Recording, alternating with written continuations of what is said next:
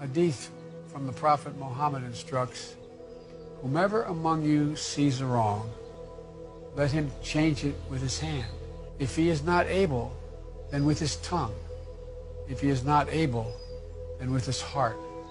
So many of you are living this teaching in your own communities every day, joining your faith and your principles with the American principles that are consistent, actions that take and make life better for your families, for your neighbors, through service, advocacy work, and preaching peace.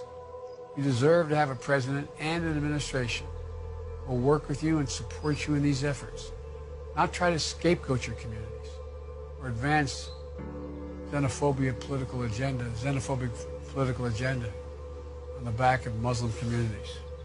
And if I have the honor of being elected President of the United States, together we can work to right the wrongs and see our world and see it better with our hearts, with our hands, with our votes.